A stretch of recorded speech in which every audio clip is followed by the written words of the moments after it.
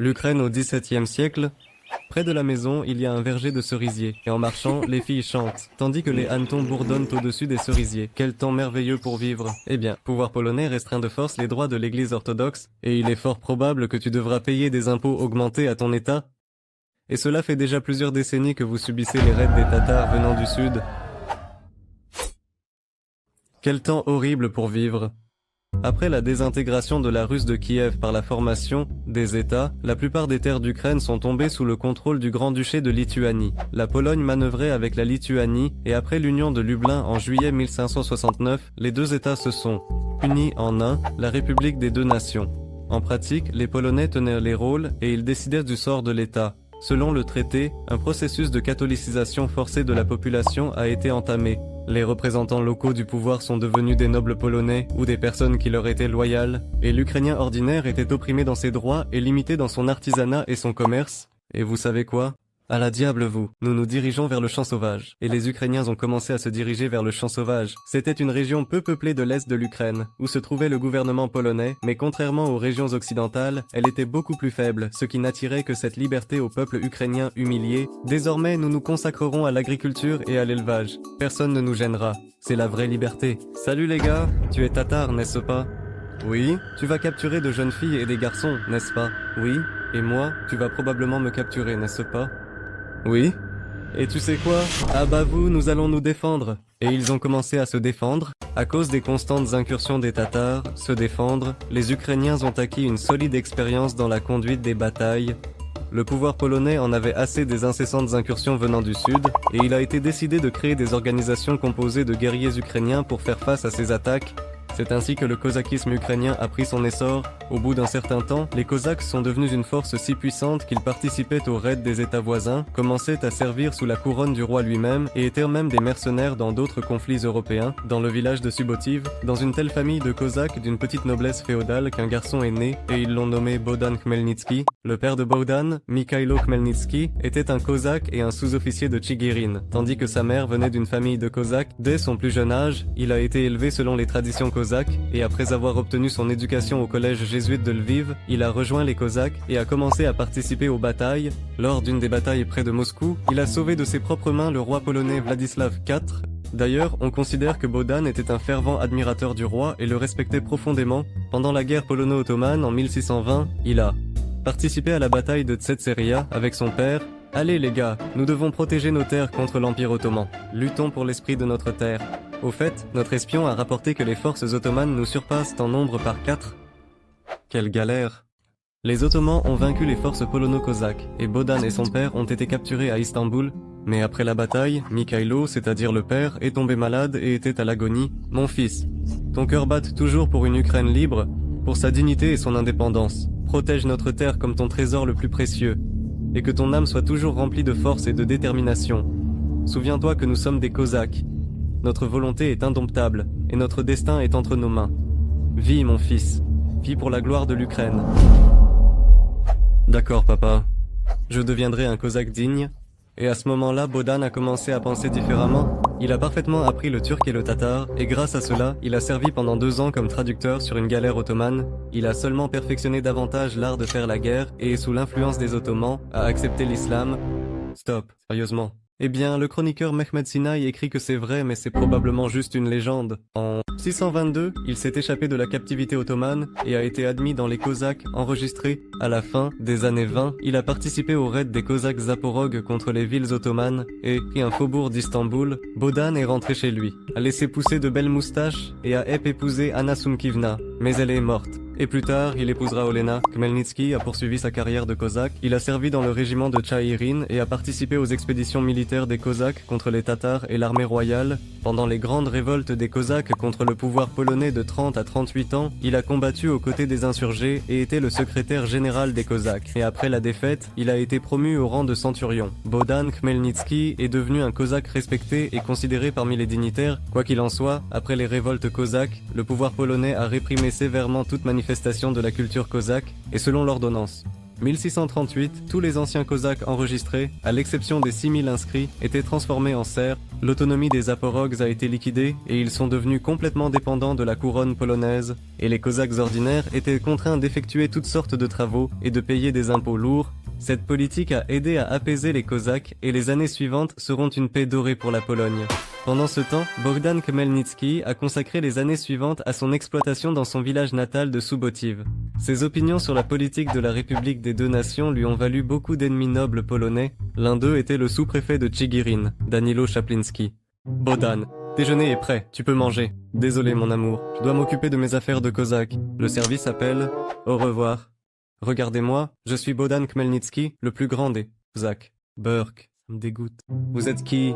Je suis Danilo Chapliński, et au nom de la couronne polonaise, je prends tout ici, c'est le cochon de Bohdan. Oui, je les prends. C'est ses vêtements. Eh bien, le prends. Es-tu sa femme? Oui. Je te prends. C'est son fils? Vous allez me prendre. Non. Nous allons te frapper. Les blessures du fils étaient si graves qu'il en est mort. On a pris à Khmelnytsky son domaine, son fils et sa femme, mais même à ce moment-là, il ne voulait pas recourir à la violence. Il avait pour but de récupérer ses biens par le biais du système judiciaire. Bohdan avait un privilège sur les sabbats depuis 1646, donc il pensait qu'il gagnerait son affaire. Mais malgré cela, personne ne s'en souciait et il ne pouvait rien prouver du tout. Le fait est que de tels cas étaient courants à cette époque. Les Cosaques souffraient de la noblesse, et Khmelnytsky n'est pas seul. Le renforcement national de l'oppression par les autorités polonaises augmentait. Malgré l'Église orthodoxe, la catholicisation active de la population. Restrictions sur l'éducation et la langue ukrainienne. Les paysans ordinaires souffraient de l'augmentation des jours de corvée, et les Cosaques étaient complètement au bord de l'éradication de leur statut après l'ordonnance. Khmelnytsky a dû se rendre personnellement chez le roi et lui parler de son problème. Vlad, écoute, tu sais que je t'aime et que je te respecte. Nous avons beaucoup d'idées en commun, mais dans le pays, c'est un cauchemar. Les Ukrainiens ne sont vraiment pas pris au sérieux. Je te demande, fais quelque chose avec les nobles. Oui, pour qu'ils se lèvent et frappent. Bohdan, je les déteste moi-même. Mais ils sont tellement puissants dans le pays que je ne peux rien faire. Bien sûr, vous êtes là comme des guerriers et vous avez des mousquets avec des sabres. Allez, résolvez vos problèmes vous-même. Cela ne signifiait qu'une seule chose. Khmelnytsky devait lutter contre l'aristocratie polonaise. C'est vrai, probablement personne ne s'attendait à ce que Bohdan devienne aussi influent. À la fin décembre 1647, Bogdan Khmelnytsky, accompagné de son fils Timish et d'un détachement de 400 Cosaques, se dirigea vers le Zaporojie. Le 24 janvier, il a pris tous les bateaux et les provisions. Le 25, il a conquis la forteresse à Lassitch. Beaucoup de Cosaques, étant au service de la couronne, ont rejoint le camp de Bohdan. Oui, frère Cosaque. Aujourd'hui, nous sommes à un carrefour historique. Nous avons une chance de changer le destin de notre Ukraine, de la rendre grande, forte et indépendante. Reconnaissez-moi comme Hetman et nous défendrons l'honneur de la liberté de l'Ukraine. Que nos épées protègent toujours nos proches et notre liberté. Je vous appelle à me soutenir sur ce chemin, sur le chemin de la liberté, de la dignité et de la gloire. Mettons-nous côte à côte comme de vrais fils de notre mère terre. Et ensemble, nous vaincrons notre ennemi commun. Bogdan Khmelnytsky a été élu hetman des forces cosaques unifiées. À partir de la préparation pour l'insurrection armée, il a envoyé des universaux au peuple ukrainien en les appelant à rejoindre les rangs de l'armée cosaque. Il a établi la production de poudre à canon et organisé l'achat d'armes et de munitions. Khmelnytsky connaissait bien l'art de la guerre et il comprenait que les Cosaques avaient un grand problème. Ce sont des notes absentes. Étant non seulement un guerrier fort mais aussi un stratège habile, il avait l'idée de se rendre chez le Khan de Crimée à Bakhchisarai et de demander du soutien pour la guerre à venir. Salam alaikum. Je suis le Khan de Crimée, Islam Giray III. Mes frères ont coupé des Ukrainiens. Mon père a tué des Ukrainiens. Mon grand-père coupait aussi des Ukrainiens. Dis-moi, que vais-je faire avec toi? Wa alaykoum salam, frère. Attends, j'ai une proposition d'affaires pour toi. Ton économie repose sur le transfert des prisonniers capturés à nos frères turcs. Si tu me soutiens dans ma guerre, tu pourras prendre des captifs, sauf des Ukrainiens. Frère... Et ça sonne super. En 1648, le traité de Bakhchisarai a été signé entre la Hetmanie et le Khan de Crimée. Le chef militaire Tougaïbé est venu en aide avec un contingent de 40 000 Tatars de Crimée. Maintenant, Khmelnytsky n'avait plus peur d'une attaque surprise venant du sud. Tout était prêt pour la guerre. En avril 1648, la République des deux nations envoya 30 000 hommes contre Khmelnytsky. Diviser l'armée fut fatal. En mai 648, les Cosaques et les Tatars écrasèrent les troupes polonaises et Stéphane Potocki mourut. La bataille des eaux jaunes débuta la campagne de Khmelnytsky. L'armée polonaise se retira vers Korsun dans un camp fortifié. Le 14 mai, Khmelnytsky et ses alliés remportèrent une deuxième victoire. Après cela, l'armée polonaise s'est retirée vers Korsun, se réfugiant dans un camp fortifié. les troupes de Bohdan Khmelnytsky et de ses alliés se sont approchées de la ville le 14 mai, et les chefs de l'armée polonaise sont tombés aux mains des Tatars. Bohdan a de nouveau délivré des antiversaux aux Ukrainiens et les a appelés à se soulever contre la domination polonaise. Et cela a été un succès. À la fin septembre, les insurgés avaient en fait libéré toute l'Ukraine de la rive droite. Ayant appris que l'armée polonaise était prête à se diriger vers le Dnipro, Khmelnytsky s'est dirigé vers l'ouest, l'armée polonaise, à nouveau dirigée par Potocki, et l'armée alliée des Cosaques et des Tatars, sous le commandement de Khmelnytsky, ont commencé la bataille près de la ville de Pilevtsi, et ce combat brutal. Les gars, c'est une réunion des officiers du gouvernement polonais. Nous devons faire quelque chose avec cette révolte. D'où vient ce Khmelnytsky ? Et il nous botte les fesses. Ce n'est plus une blague, notre armée principale est écrasée. Que devons-nous faire ? Nous continuerons la guerre. Après la victoire à la bataille de Pilevtsi en 1648, la route vers l'ouest était ouverte, et le 16 septembre 1648, Khmelnytsky a commencé le siège de Lviv. Les riches barons ont payé une forte rançon pour que Bohdan se retire. Il a effectivement fait cela. Mais il a commencé le siège par le pont. Avec sa campagne et les forces rebelles des Ukrainiens, on peut dire que les terres ukrainiennes étaient libres de la domination polonaise. Frère, tu as déjà fait tant de choses. L'hiver commence, des soldats malades sont fatigués, il n'y a pas de provisions. Pourquoi devrais-tu aller plus loin ? Mieux vaut que tu prennes un petit repas et que tu retournes à Kiev. Frère, je vais faire ça. Je te crois. Un armistice a été signé et les Cosaques se sont retirés le 2 janvier. 649, l'armée de Bohdan est entrée à Kiev. Les citadins accueillirent Khmelnytsky comme leader et héros. Presque tous les représentants des territoires ethniquement ukrainiens participèrent. Les oprichki des Carpates ukrainiennes contribuèrent significativement. Même les insurgés de la Bucovine, Moldavie, aidaient l'armée de Khmelnytsky et participaient au siège de Lviv. Ce n'était plus simplement une révolte, c'était une guerre de libération nationale. Khmelnytsky considérait maintenant la question de l'indépendance. Il a justifié le droit des Ukrainiens à créer un État indépendant de la République des deux nations dans les limites ethniques ukrainiennes. Il considérait également l'Ukraine cosaque comme l'héritière de la Russe de Kiev. Et que devons-nous faire ? Je m'appelle Jan Kazimierz II, je suis le nouveau roi de la République des deux nations. Je mènerai personnellement l'armée et je vaincrai ces Cosaques. D'accord. En avril 1649, Jan Kazimierz a lancé une offensive contre Khmelnytsky à travers la Volhynie. De plus, l'armée lituanienne sous le commandement de Janusz a attaqué Kiev. Bohdan a encerclé une partie de l'armée à ce barrage le 10 juillet, et Jan Kazimierz II a dit « nous devons les aider ». Khmelnytsky a attaqué soudainement et a défait les forces ennemies. Pendant ce temps, au nord, les Lituaniens étaient presque arrivés à Kiev, mais les attaques cosaques dans les zones frontalières ont forcé les Lituaniens à se retirer. Et quels sont les succès ? Ferme-la. D'accord. On dirait que Khmelnytsky gagne cette guerre. Et le 18 août 649, un accord de Zborov a été conclu entre la Hetmanie et la République des deux nations. La Hetmanie couvre les voïvodies de Kiev, Tchernihiv et Bratslav. Le registre cosaque a 40 000 personnes. Les postes gouvernementaux dans les terres ukrainiennes devaient être occupés uniquement par des Ukrainiens.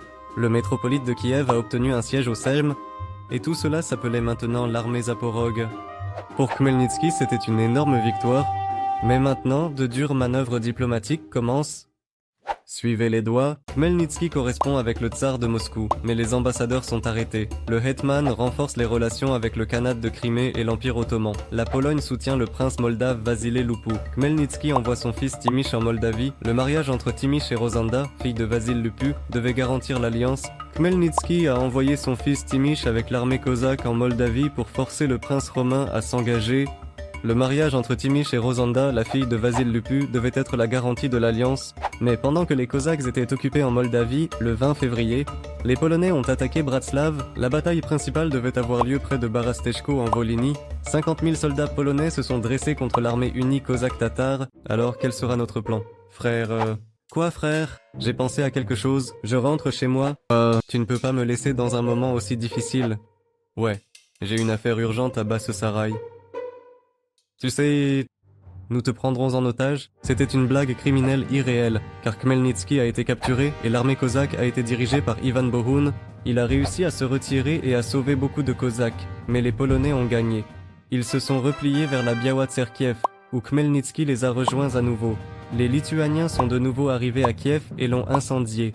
L'armée polonaise et l'armée cosaque ont engagé un combat difficile, mais pas décisif près de Biała-Tserkiev. Épuisés par la guerre, les deux parties ont commencé des négociations, qui ont abouti au traité de paix de Biała-Tserkiev. Maintenant, le pouvoir de l'Hetmanat ne s'étendait que dans la voïvodie de Kiev. Le registre cosaque a été réduit à 20 000 personnes. Les magnates polonais sont retournés à leur domaine militaire, et le pouvoir polonais a été rétabli à Bratslav et Tchernihiv. Ce n'est vraiment pas cool. Dans l'Hetmanat, les signes d'affaiblissement et de désespoir se sont de plus en plus manifestés. C'est alors que Khmelnytsky a commencé à compter davantage sur des alliances extérieures, et en 52, Timish a de nouveau décidé d'aller en Moldavie pour un mariage d'alliance. Ce mariage va renforcer l'armée cosaque. Eh bien, et alors, ce n'est pas possible. Les Polonais ont frappé l'armée cosaque avec un contingent de 30 000 hommes, et qui sait ce qui se serait passé si Khmelnytsky n'avait pas eu le temps d'aider Timish? Mais en fait, c'était une brillante victoire cosaque, et en août 52, Timish s'est marié avec Rosenda. Maintenant, l'Hetmanat et la Moldavie sont de bons amis. De plus, après cette victoire, l'Hetmanat a rétabli son autorité à Bratslav et Tchernihiv. Une seconde, le pouvoir de Bolochécht a soutenu les boyards moldaves radicaux, et ils ont renversé Vasil Lupu, et avec lui Timish est mort. Mais pourquoi? Dès février 53, les troupes polonaises ont mené des raids dévastateurs sur les terres ukrainiennes, et en automne, Jan Kazimir a campé avec 40 000 hommes près de la ville de Jvanets. Les forces principales de l'armée cosaque et tatare sont arrivées là-bas et ont écrasé les forces polonaises. Salam alaikum frère. Wa alaikum salam frère. Frère, écoute, notre alliance ne peut plus être en vigueur, je te lance ça. Maintenant je vais me battre du côté de la République des deux nations. Le roi m'a promis beaucoup de prisonniers. Frère quoi? Tu m'as déjà abandonné une fois, et à cause de toi, nous avons perdu. Tu m'as oublié en captivité, mais j'ai quand même continué à t'écouter comme mon frère. Frère, comprends, c'est juste des affaires. Tu étais comme un frère pour moi. Frère, tu veux peut-être un peu de pain? Va-t'en d'ici. Maintenant, Khmelnytsky n'avait plus d'alliés, l'alliance moldave a échoué, le Khan de Crimée a abandonné les Cosaques, les pays catholiques européens soutiennent la Pologne catholique, tandis que les Balkans orthodoxes sont occupés par leurs propres problèmes, et qui pourra maintenant aider Khmelnytsky dans cette guerre? Bonjour, je m'appelle Alexei Mikhailovitch. Moi, le tsar de Moscou, je te propose ma main pour t'aider. La Hetmanchina est sous le protectorat du tsarat de Moscou. Et je promets solennellement de ne jamais violer votre souveraineté, de ne pas restreindre la langue et l'identité nationale, et de ne jamais opprimer les intérêts des Ukrainiens au profit des Russes. Et que devait faire Khmelnytsky? Il en allait de la souveraineté des Ukrainiens. Malheureusement, il a cru en un avenir radieux, avec le tsar oriental, et une décision a été prise lors de la Rada de Pereyaslav le 8 janvier 1954 concernant le passage de la Hetmanie sous le protectorat de la Moscovie. Plus tard, les accords ont été confirmés par les articles de mars, c'est-à-dire que les Cosaques ont conservé tous leurs droits et libertés. Mais la suprématie du tsar de Moscou sur le Hetman a été renforcée. Un garnison moscovite a été installé à Kiev. Il était interdit aux Cosaques d'avoir des contacts avec les Polonais et les Ottomans. Les Cosaques payaient des impôts aux Moscovites. Et au printemps 54, l'armée cosaque a poursuivi opérations militaires aux côtés des moscovites. Ils ont réalisé d'importants succès. Les principales batailles se sont déroulées en droite banque, en Ukraine occidentale et en Biélorussie. Les Polonais sont entrés en Bratslav en automne 54 et le 20 janvier 55, ils ont atteint Ouman. Khmelnytsky et le général moscovite Sheremetev sont allés à la rencontre de l'ennemi. Et près d'Okhmatov, une bataille difficile mais encore indécise a eu lieu. Stop, une seconde. Et comment ça se passe au nord, en Suède? Votre Majesté, le roi Charles X Gustave, la puissante République des deux nations est maintenant très faible, peut-être devrions-nous profiter de ce moment et déclarer la guerre. Qu'est-ce qui ne va pas avec toi? Nous sommes une société civile européenne, la Suède est absolument pacifique, comment est-il possible dans le monde moderne de s'engager dans de telles bassesses? Eh bien, déclarons la guerre. En été 1655, la Suède a occupé les parties nord de la République des deux nations. Mais Moscou, inquiet de l'expansion de la puissance suédoise, a commencé à mobiliser des forces contre le roi suédois. Et la République des deux nations est comme ça. Et peut-être qu'on devrait se battre ensemble contre la Suède. Allons-y. Cela a conduit au traité de paix de Vilnius. Et maintenant Moscou et la Pologne sont amis. Savez-vous quoi? Je vous en prie. Je vais m'allier avec la Suède et la Transylvanie. Et nous allons partager les territoires. C'est ce qui s'est passé. Mais les nouveaux alliés avaient des objectifs divergents concernant cette guerre. Et l'Empire des Habsbourg a soutenu la Pologne catholique.